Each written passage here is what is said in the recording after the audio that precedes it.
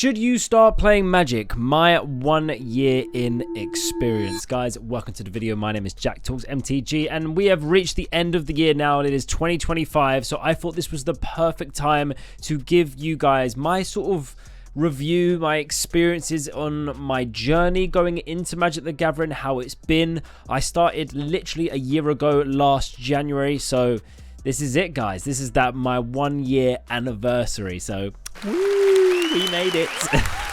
So why should you watch this video? Well, guys, I know there is a lot of you that are on the fence about starting a new hobby in 2025, and maybe you've been watching some Magic the Gathering videos and you like the look of it, you've been looking at some cards, but you're just a bit worried about taking that leap. Well, let's take a gaze into the future and you can see what it may look like after a year of playing Magic the Gathering through my experiences. So yeah, guys, we're going to talk about a lot of things today. I'm going to be talking briefly about my first initial experience. I have talked about this in length with another video. I think it was my very first video, my journey into Commander. So if you want to watch that, go check that out. I've also going to talk about like decks that I've built, products I've bought, events I've gone to, all this different stuff. So the sort of things that you can expect if you are wanting to get into the hobby. Just some thoughts about the game and just all of that all compiled into one hopefully short and concise video. So without further ado, guys, if you're ready, grab your cup of tea and we will get started. So how I started playing Magic the Gathering and learning the rules was actually through playing Magic the Gathering online, not online arena. So that you can get this on your phone, you can get it on your computer, whatever it is. And this is a great way to learn how the game. It's going to go through the basics of like the different color identities and all this stuff and just the basic rules of the game. So my first paper game was actually with my playgroup that I play with now, my sister and my cousin mainly. And basically, at the time, Lost Caverns of Ixalan had just come out, and we said, hey, this set seems really cool. Why don't we do a draft with these packs so we can have some fun opening some packs, building some decks, and learning the game. We were noobs, so we didn't really know what we were doing, and we ended up buying play boosters. Not play boosters. Play boosters didn't exist back then. We bought set boosters. This is why I actually am one of the few people that like the change of play boosters from set boosters, but I'm not going to get into that. So we ended up buying play boosters instead of draft boosters. So everything was going wrong. We had the wrong amount of cards. It was just a disaster. We couldn't figure out what we were doing wrong. Regardless, we ended up building these little 40 card decks and just playing some games of them. And even though we were noobs and didn't know what we were doing, it was so fun, and it really scratched that itch of playing a card game again, because we used to play card games back in the day with like Yu-Gi-Oh and stuff like that. But yeah, always longed to get back into it, but didn't really know where to start, and Magic was a great way. So after we played those first few games, we decided for sure we wanted to delve into Commander. I'd been watching so many Commander videos, and I was rearing to go, and I thought it was going to be the most fun way to play. So we all bought our first precons. Me, I bought my pirate deck, which I have right here. As I said, we started playing around the time of Lost Caverns of Ixalan, so these were the latest precons that had come out. This is my pirate deck in my lovely Mana 8 deck box. I will get it out for you now. It wasn't in these decks or sleeves at the time, but you know, I've upgraded it to here. So yeah, here you can see my pirate deck and team. I can honestly say that I absolutely love this deck. I'm trying to find my commander. Why is she not at the front? Where are you, Admiral? Typical. Always losing my commander. She was right there at the front. I don't know how I missed her, but here she is, Admiral Beckett Brass. Yeah, so that was my first commander deck. Now, with this deck, I've made some changes. I've done some edits and stuff like that over the time, but this was my first love, guys. Now, I've seen some people kind of shit on the pirate one a little bit. You can see it wasn't the most popular because it is, I think, the cheapest one out of the four, even now. But, guys, I loved this deck. Like, really, really loved this deck so much. So highly recommend this deck. And yeah, this is my first love. I loved pirates, I love graveyard strategies, reanimation, all that stuff. So I was very lucky that my first precon was a deck that I enjoyed, because that's not the sake for everyone. And I've definitely bought precons that I've not enjoyed so much, which I will get to in a minute. But yeah, so this was my first deck, and this deck stayed with me for a good while, for a good few months, getting me into the game and learning how to play and learning about how to make deck edits. And the more I started playing, the more I started learning, you know, what edits I wanted to make, what changes, what I didn't like about the deck and all this stuff. So yeah, it was lots of fun.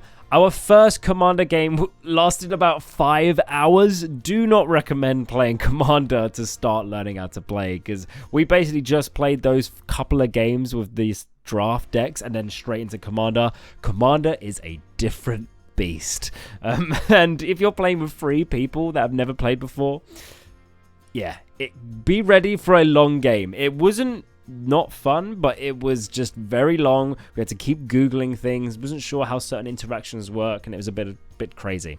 But after a few games we started getting the hang of it, our game started speeding up, and it was great fun. Moving on down the line, I wanted to pick up my second deck. Now, the reason I actually got into Magic the Gathering was because of the Lord of the Rings cards. I literally just saw them and I was just like, oh, I need to play Magic. Like, they have Lord of the Rings cards. It was not the whole reason I started playing, but it was a big incentive. So that was when I bought my second deck, which I will show you. And this is my Mordor deck, my Sauron deck in my Mr. Hanky the Christmas Poo deck box, which I got for Christmas this year. I have upgraded this precon as well to the better Sauron. The other one is still in here, but I do also have a better Sauron commander. Now, this deck has been the complete opposite to my first deck. This one was just a bit of a nightmare, just sort of learning how to, I mean, I'm still juggling with it now, learning how to get the deck running smoothly. It was infamously a bit all over the place from the start of construction. It wasn't just me that thinks so. It goes in a lot of different directions, and the deck just isn't that cohesive, very slow, and I just did not enjoy it, being honest. Love Lord of the Rings, didn't enjoy playing the deck. So, but this deck has taught me a lot about, you know, not all precons you're going to buy, you're going to love and enjoy. So just be mindful of that. New player, don't stress too much. You might get a deck that you don't really enjoy, but when you're not really sure about what sort of play styles you like and you're new to the game, it's fairly likely, and that's fine. It's okay to just go with what you think's cool. Don't stress too much, and this is why it's super important you don't spend a load of money on your first precon. It's why I didn't originally buy the Lord of the Rings precons as my first deck, because these were more premiumly priced, and this pirate deck I managed to get for 30 UK pounds. Much cheaper than the Lord of the Rings decks. Luckily, I got this a little bit cheaper at a convention, at Comic-Con, so I was quite lucky to get this. But this, I remember seeing this online for like 80 quid or something. I did not pay that for this. Do not pay £80 for a precon. But yeah, so I bought that. That was my second deck, and then Bloomborough came along, and I bought my third deck, which is here. Oh no. Here, my third precon. So at this point, I'm still buying loads of precons. This is my animated army precon with actually using Wild Seer as my commander. I made a quick little video on this on how to edit a precon to suit your playstyle. I bought this. The precon was great. I am not knocking the precon in any way, shape, or form. Bello is an absolute savage. It just plays super well out of the box, and I may even go back to it. But I wanted to try something a little bit different with Wildseer, just because Bello seemed a little bit too just simple for me. It was just like having loads of indestructible haste artifacts, creatures, just didn't gel that great with me. I wanted to try something different. I liked the chaos of the whole cascading enchantments and all that stuff, so get in, you stupid thing. So I wanted to give that a go. So I've decided to build into Wild Seer. This is just turning into all my decks videos. I didn't mean that to happen. But anyways, as you can see, when I started, I've just started buying precons to start with, and that's okay. To get your first few decks, building a commander deck is super intimidating, so do not feel like you need to do it. I say it's super intimidating. It's intimidating for quite a lot of people, I believe. No, maybe not for everyone if you're an experienced card game player, but even I considered myself fairly experienced, and it was still quite intimidating for me. I had to watch a lot of videos, a lot of content. That's why I've made a lot of videos myself, or I'm trying to make more as well on like deck building and stuff, because I know it's a big topic that can be quite overwhelming. And then I finally took the plunge as of recently and built my very first commander deck, and this is the Egra deck that I built on my How to Build Your First Commander Deck video. So if you haven't watched that, check that out, because I think that's a cool video where it's sort of just watching along and building a deck along with me. You can just get a first eye glimpse of like my experience first time building a deck, and from that experience of building that deck and building some other decks for people in my play group, after I'd learned a little bit more, I made my newest video, and that is my 10 steps on how to build your own precon. Now, yes, I know a lot of people pointed out that a precon is pre-constructed, so if you build your own deck, it's not a precon. I'm aware of that. I titled it How to Build Your Own Precon because simply, in my mind, it's like an alternative to a precon where it's a precon budget. So I'm saying it's like build your own precon, so it's like build your own budget deck, okay? But anyway, off topic. This is my first ever deck that I built, and it is an absolute labor of love. I spent a lot of time, a lot of hours, literally handpicking every card. I don't tend to use resources like EDH Rec all that much because I don't like the idea of having a deck that's just the same as everyone else's. So I like to put my own personal twist on them. And yeah, and this was great fun. If you look at the date of when I uploaded that video, that's around the time I built this deck. So it was not quite far into my journey. So, you know, you could be a good few months in before you build your first deck, and that's fine. The good thing is Wizards make so many good precons out there. You're always spoiled for choice, and you're always wrestling with, do I buy this newest precon or do I build my own deck? It's always that temptation, you know, just pay that money, boom, it's there. But there's nothing like building your very own deck. There really isn't. It really turns out to be one of your babies, as it will. But yeah, so those are all my decks. So a year into playing the game, I have got 4 commander decks. So if my maths is right, that is 1 commander deck every 3 months. So again, everyone's budgets are different, and you know, I have other hobbies that I have to juggle as well, but 1 commander deck every 3 months. If you're playing like once a week, shall we say, or maybe around every other week, which has sort of been more what I've been like recently, you know, having that amount of decks is going to be fine for you. I think at the start you're going to want to get another deck quite soon because it gets a bit samey if you've just got 1 deck every game. But the more decks you start to amount, the less, I guess, need you feel like to keep buying more because you've got more to choose from. So just bear that in mind as well. But yeah, it's been so much fun, whether buying precons or building my own decks. Yeah, it's what I love about Magic the Gathering. It's such a varied deck, especially with Commander, where, you know, it's not a thing that decks just now, oh, the meta's changed and now it's useless. You need to just get rid of your deck, and that deck that you loved, you can't play anymore. Otherwise, you're just going to get railed every game. It doesn't exist in Commander. The decks are timeless. It's fantastic. You don't need to destroy your opponents all the time if you don't want to. You always have the chance of winning the game. It's great. It's good, great fun. Okay, so those are my decks that I've built. In terms of like other product that I bought, I haven't bought much sealed product because, to be honest, guys, I'm not really a huge fan of sealed product. I'm getting a little bit more into like collector boosters recently. I think they're quite cool. Just chasing that adrenaline to try and pull that, you know, crazy card, like crazy anime card or whatever. That's great fun, but I'm aware that I'm not trying to buy those boosters in terms of like, this is a financial good decision. Like, I know I'm probably going to lose a lot of money. The collector boosters I've actually received, I've not bought any of them. They have been gifts. I got free for Christmas, and then I also got, I've knocked my camera. I got free for Christmas, and I got one as a birthday present. So they've all been gifts. So collector boosters, I stand by the fact that they are great gifts. Me personally, I'm probably not going to be going crazy on buying loads of collector booster boxes. I would rather just build a commander deck for the price of that money. Or if there's something that I really must have, I'll just buy the card. So that's just my personal preference though, team. So other sealed product that I've opened was a Bloomborough bundle, which I got for my birthday again. So yeah, you're getting the theme. I don't buy a lot of sealed product. I only buy packs and stuff if it is to play sealed or draft. I stand by that as the best way. So if you're new to the game and you're thinking, should I buy packs? Should I buy singles? Oh, I like packs, but I want to make use of them. Play sealed and draft. If you have a small play group like me, sealed is fantastic. That's what we learned the hard way, that sealed is much better played when you've got less people.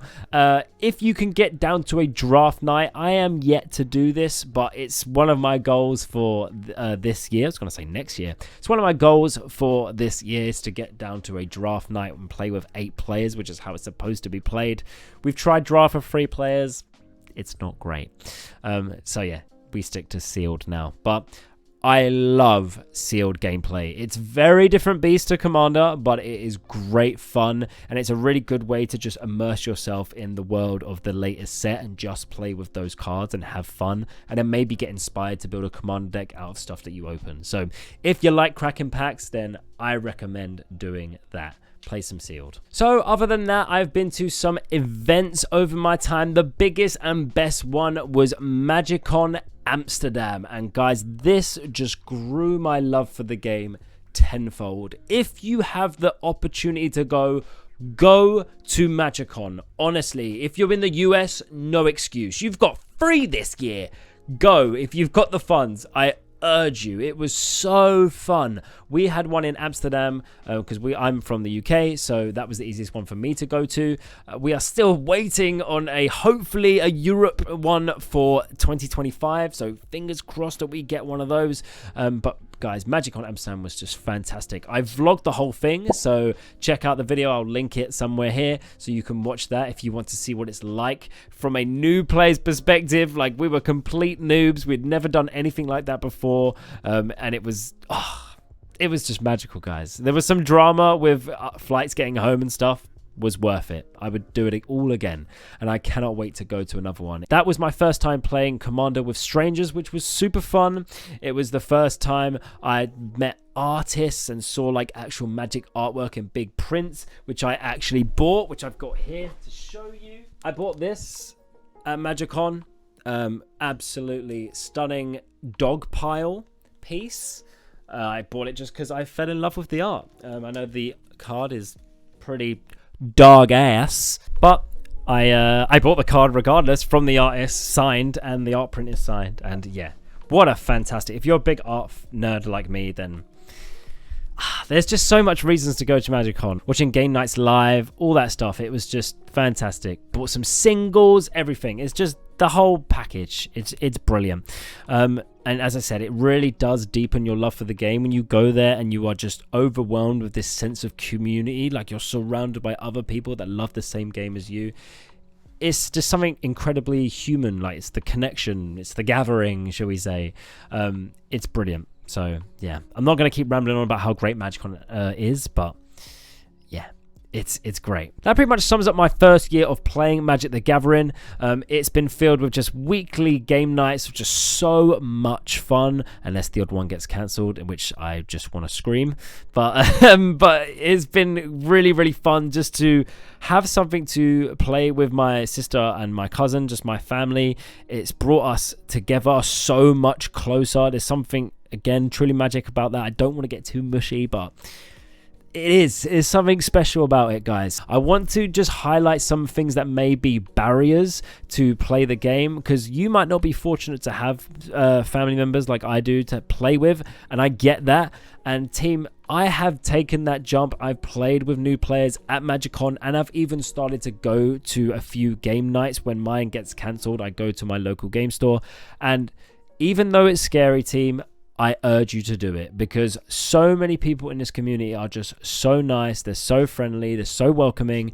And yeah, it's great. It's good to develop even just like your social skills, and just, yeah, it's great. So if you don't have friends or family to play with, you got to take that leap, team. You got to take that leap. Buy your pre-con and get down to your local game store and just get playing. Honestly, I promise you it will be one of the best things that you've ever done. Why should you not start playing Magic? One, if you don't have any money. This is an expensive hobby. There are ways to do it cheaper, but if you don't have any expendable income, then unfortunately it's going to be pretty hard to play this game and get the most out of it. So just make sure you've got some expendable income aside to play the game. Another thing I want to just talk about is make sure you're playing the right Magic. So Magic has different formats. So if you're super competitive and all you want to do is have a 1v1 match to just dominate your opponent and show them who's boss, Commander is not the game mode for you. Don't play it. Commander is more like a board game. Meeting up with friends, having some fun, your deck's doing what it wants to do, and that's super fun. And at that point, it's like, yes, you'd like to win, but as long as your deck did the thing, then the game is still fun. And it's just about banter. There's politics involved. It's just such a laugh. So yeah, just make sure you're playing the right thing. Magic is an extremely competitive game, and there is a side for that for people that want to play that. I've even considered dabbling it myself, maybe in the future, maybe next year. Who knows? On the topic of that, next year, what are my plans for next year? I want to build some more decks. I want to go to some more events. I want to play more at my local game store. There's lots of things that I'm looking forward to. For me, the 2025 schedule is looking pretty nice. I know a lot of people are, you know, they're not happy with it, and they're saying how crap it looks. You're entitled to your opinion, and I was a little bit skeptical at first, knowing about the race cars and the space sets and all that stuff. And I know people are upset about Universes Beyond coming to standard and so on, so on, so on, so on. I get it. I know. I'm trying to be positive. Ether Drift actually looks very cool. I'm actually now looking forward to the space set after seeing these little space race team in Ether Drift, because I believe they're going to come from the set. So I'm so excited to see what Wizards decide to do with it. They're innovating. They're trying different stuff. And Universes Beyond, I'm an advocate for it. I love it. I love Universes Beyond. I will be honest, I don't agree with it being in standard. I think there should be a place where people can play Magic for Magic and shouldn't have to worry about playing against SpongeBob. I get it. But that's a topic for another video. But overall, I'm looking forward to next year. I cannot wait to see what the next Universes Beyond set is going to be. I'm really hoping it's Game of Thrones or Dune. Those are my two, I would say, most anticipated, but there's so many things that it could be that I would absolutely love. So yeah, maybe let me know in the comments below what you would like the next Universes Beyond to be. Other than that, guys, that rounds up my video. So should you start playing Magic the Gathering? Yes, you bloody should. As long as you've got some money and you've got the courage to go down to your local game store or play with some friends and family, get them into it. They'll enjoy it too, you know. It'll be the best thing you've ever done. Maybe that's an exaggeration, but it's one of the best things I've ever done. So I loved it so much, I made this bloody YouTube channel about it. So yeah, guys, let me know if you found this video useful. And if you liked this video, then why don't you check out some of my other videos. I've got so many videos helping out beginners, whether it be deck building guides or just latest news, different stuff like that. And if you've got any suggestions, then let me know in the comments below. Other than that, don't forget to hit that subscribe button so you don't miss any of my future content. Team, that is all from me today. I hope you have a lovely rest of your day, and I hope to see you all again very soon. Thank you.